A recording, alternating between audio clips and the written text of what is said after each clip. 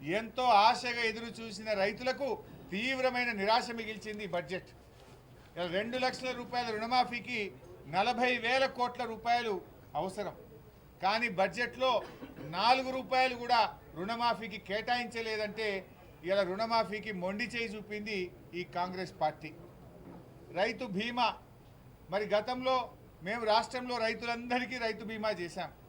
మీరు కౌలు రైతులకు కూడా రైతు బీమా చేస్తామన్నారు. మరి దాదాపు 2,000 కోట్ల రూపాయలు రైతు బీమాకు కావాలి.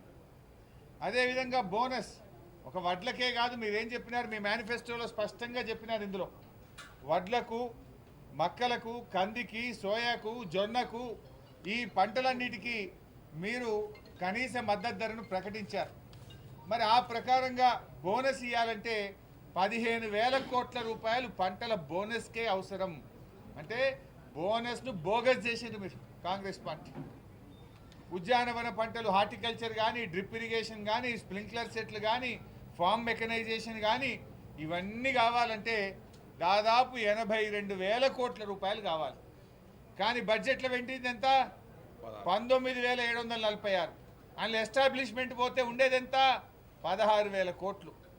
అవసరం 82,000 కోట్లు, బడ్జెట్లో పొందుపరిచింది 16,000 కోట్లు.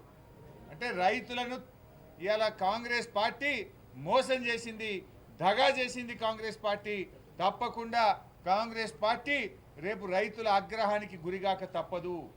ఎందుకంటే మీరు నమ్మబలికినారు, వడ్లు అమ్ముకోకండి, మేము రాగానే బోనస్ ఇస్తాం, అప్పులు పోయి తొందరగా తెచ్చుకోండి, 2 లక్షల రుణమాఫీ డిసెంబర్ 9నే చేస్తాం, రైతులకు 24 గంటల ఉచిత కరెంట్ ఇస్తాం అని ఎన్నో విషయాలు మీరు చెప్పారు.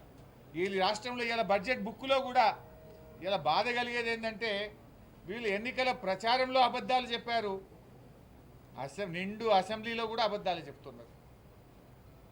ప్రజా పాలన విషయంలో అబద్ధం, 24 గంటల కరెంట్ ఇస్తుందనడం అబద్ధం. రాష్ట్రంలో ఎక్కడైనా రైతులకు 24 గంటల కరెంట్ వస్తుందా? I'm challenging this government. ఏ సబ్స్టేషన్కి పోదామో చెప్పండి, లాగ్ బుక్కులు చూద్దాం. మంత్రి గారు వస్తారా, ఉప ముఖ్యమంత్రి గారు వస్తారా, ముఖ్యమంత్రి గారు వస్తారా, రండి. ఎక్కడ కూడా 14-15 గంటలకు మించి కరెంటు రావడం లేదు.